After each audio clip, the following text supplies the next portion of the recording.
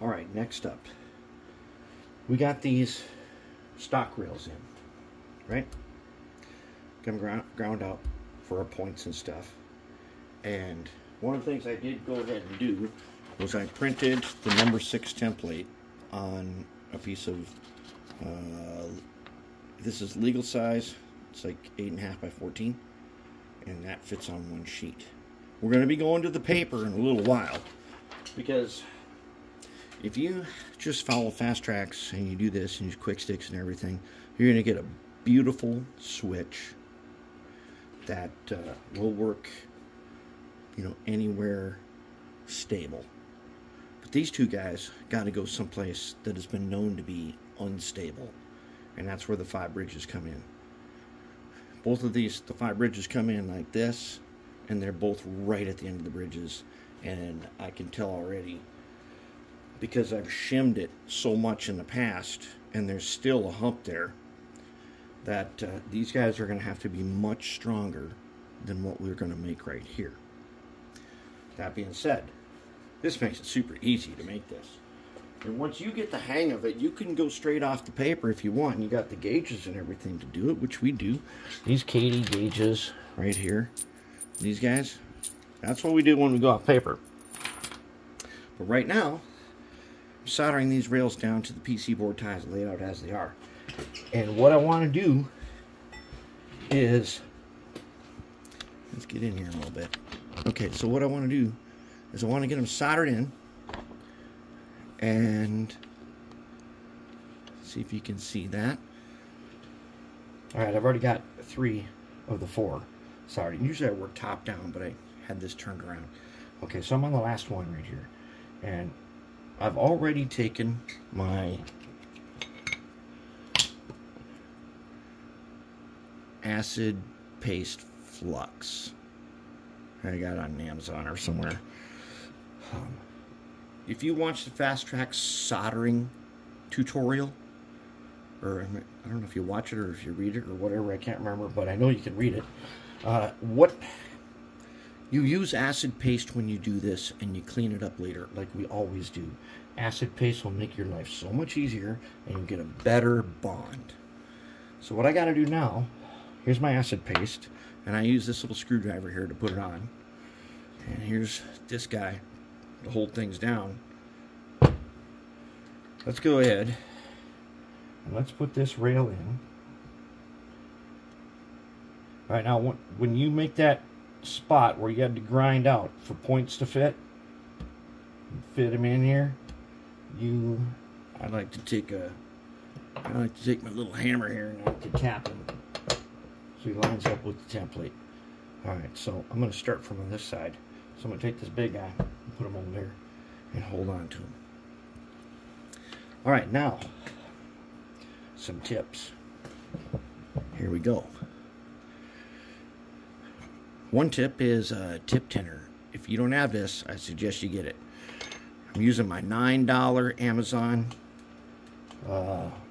soldering variable temp, and I've got it maxed out. And as I've said before, the reason I use this guy is because these tips are changeable. Let's just make sure he's tightened up. Yep. You can buy the tips for a pack of these, like, I don't know, $5 or $6. And you get a whole pack of them. Got a screwdriver. I'm going to show you why. This guy here, I'm going to turn this around now. I'm going to turn him around, and we're going to go ahead and start him on that end. So move this guy up here. Alright, now, when you got the rail loaded in here, it may seem a little bit like it's not quite touching, and I don't know. Because it'll look like I've got a bunch of globs. Why don't I show you that first? And one of the things I do is on these rails particularly, see, you can see it's almost like globs, but I always get the solder up onto the rail on both sides wherever I can, except for where we did the grinding. Where you do the grinding, one side only, outside only. If you get it into the part that's ground out, you're never going to get your stock rails to line, or your points to line up. So let's go ahead. I've already put the acid paste on here. I did it without the rail being in place. Alright, so I got a little bead on here. Now I'm going to hold this guy down. And I'm going to go ahead and I'm going to put some right there. Take a little more, put some right there.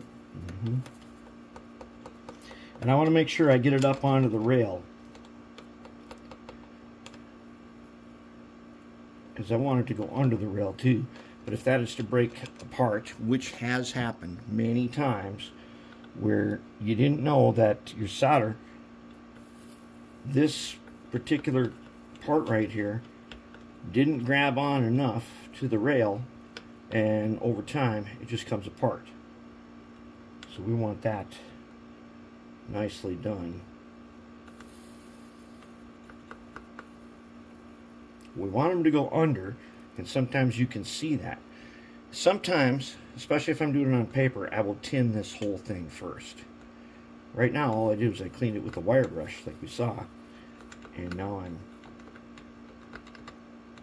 doing just that part. So the jig and this big guy here, they work as a pretty strong heat sink, so you're not going to be soldering out of place hardly at all. That thing absorbs heat real fast.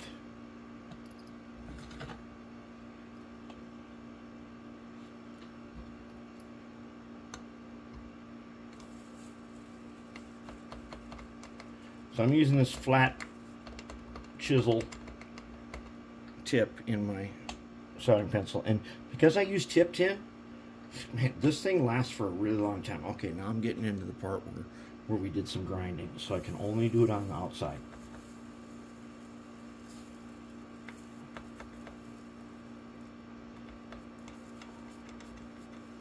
So I want that guy in there real nice.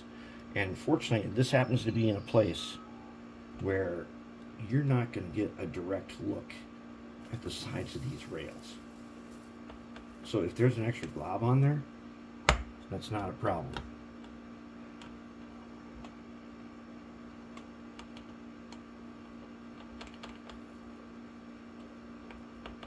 All right, now over here,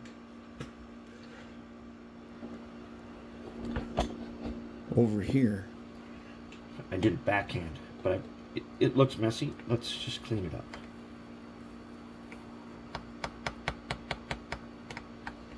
And we can draw this solder back out onto the tie since it's going to get painted later anyways.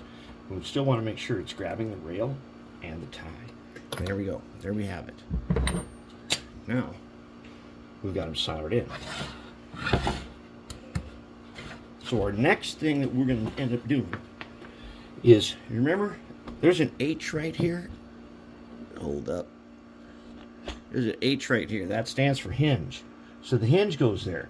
But as you know, we like to have it passed just like the way we've been doing hinges lately, which is superior to what we did before, is that we want to go past that little spot just enough to fit half a rail joiner on there.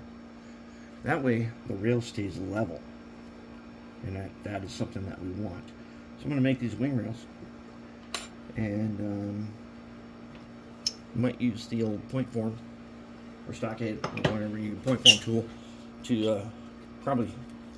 It takes only seconds to file a perfect point, and that's for number 6. These are number 6s, and we're probably going to do that. But then we're going to be going to the paper. We're going to go off here because we need to add in more PC board ties to make this thing much stronger than it is right now.